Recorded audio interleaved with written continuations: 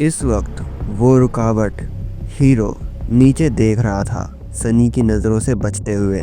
उसका हाथ तलवार के हैंडल पर टिका था, हमेशा की तरह। सनी का कोई अंदाज़ा नहीं था कि हीरो के उस परफेक्ट सर के अंदर क्या चल रहा है।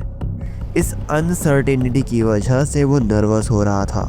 आखिरकार कुछ वक्त बाद सोल्जर बोला, मेरा बस एक सवाल है। सनी और स्कॉलर दोनों अपनी सांसें रोककर उसे घूरने लगे।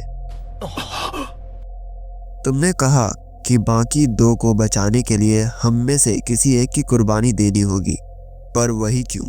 जहां तक मैं देख रहा हूं, तुम मौत के ज्यादा करीब हो। जबरदस्त सवाल, मैं भी यही पूछने वाला था। सनी बुजुर्ग स्लेव की तरफ मुड़ा, एक मजाकिया मुस्कान को रोकने की पूरी कोशिश करते हुए। पर उसकी हैरानी का ठिकाना ना रहा जब स्कॉलर के पास जवाब तैयार था। पहले हमले से पहले ही तुम्हारे सीनियर के कोड़े की वजह से उसका खून बह रहा था। हमले के दौरान वो अपने साथी स्लेव के खून में नहाया हुआ था। उसका ये लबाड़ा क्लॉक भी खून से लथपथ था जब उसका पुराना मालिक मरा। इस लड़के से पहले ही खून की भयानक बदबू आ रही है। इसे जिंदा रखना हमें खतरे में डाल देगा, इसीलिए यही सबसे बेहतर उपाय है। सनी की मुस्कान चेहरे पर आने से पहले ही दम तोड़ गई। इसकी माँ का, इसने जवाब इतनी जल्दी दे भी दिया, और ये मुझे इस चीज को नोटिस कर रहा था। स्कॉलर का लॉजिक भयानक हद तक सॉलिड था। हीरो सुनता रहा और हर शब्द के साथ उसका एक्सप्रेशन और भी ज्यादा डार्क होता गया। आखिर में उसने सनी की तरफ देखा। उसकी आंखों में एक खतरनाक चमक थी।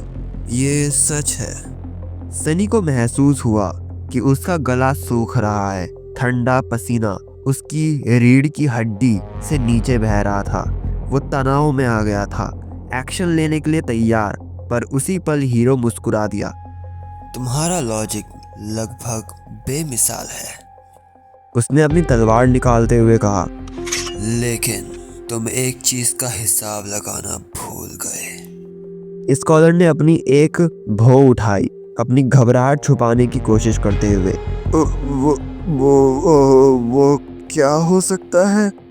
जवान सोल्जर उसकी तरफ मुड़ा। उसके चेहरे से मुस्कान गायब हो चुकी थी। अब उसके अंदर से एक घनी और महसूस की जा सकने वाली किलिंग इंटेंट निकल रही थी। वो ये कि मैं जानता हूँ आप कौन हैं, योर ग्रेस। मैं ये भी जानता हूँ कि आपने क्या किया है और आप गुलाम कैसे बने। आपने जो घिनौने जुर्म किए हैं, उनमें से सिर्फ एक ही काफ़ी है मेरा आपको मारने का मन करने के लिए।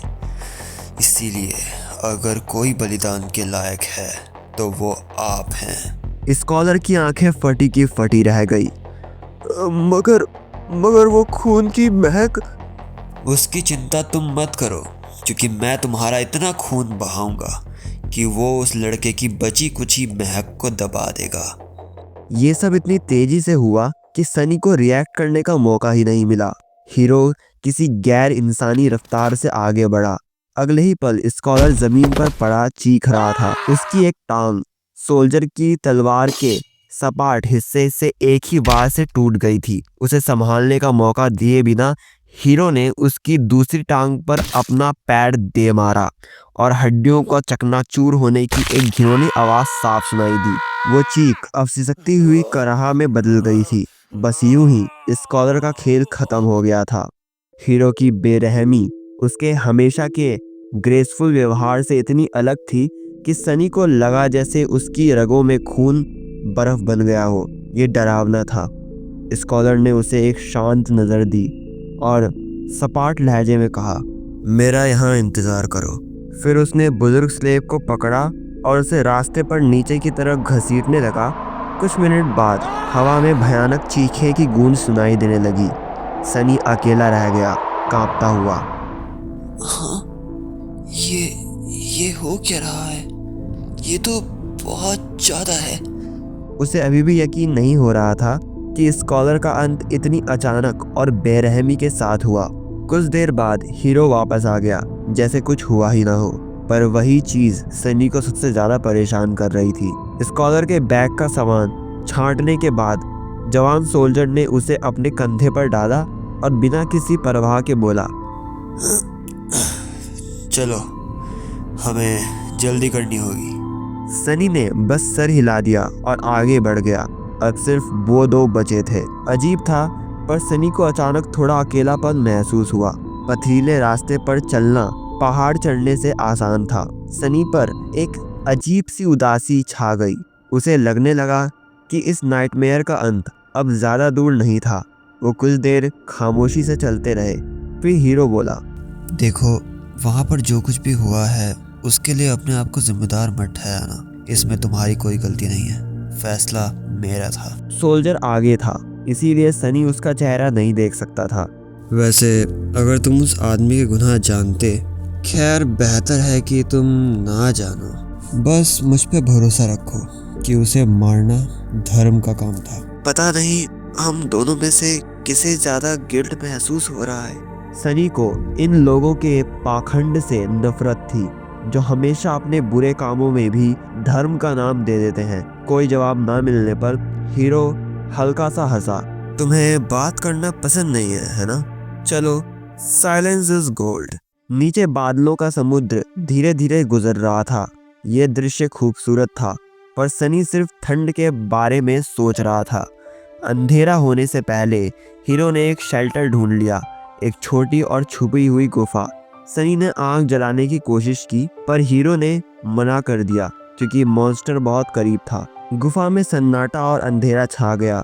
सनी अंधेरे में देख सकता था, पर हीरो के लिए सब काला था। उस अंधेरे में हीरो का चेहरा थोड़ा दुख भरा लग रहा था। थोड़ी देर बाद हीरो धीरे से बोला, तुम्हें पता है, यह अजीब है, मैं अंधेरे में भी किसी की प्रेजेंस महसूस कर सकता हूँ, पर तुम्हारे साथ कुछ महसूस नहीं होता। ऐसा लगता है जैसे तुम बस इन्हीं परछाइयों का हिस्सा हो। वो मुस्कुरा दिया। क्या तुम सो गए?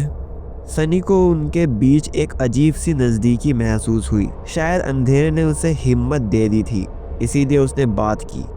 क्यों? क्या आप मेरे सोने का इंतज़ार कर रहे हैं ताकि आप मुझे मार सके, या ये काम सुबह होगा?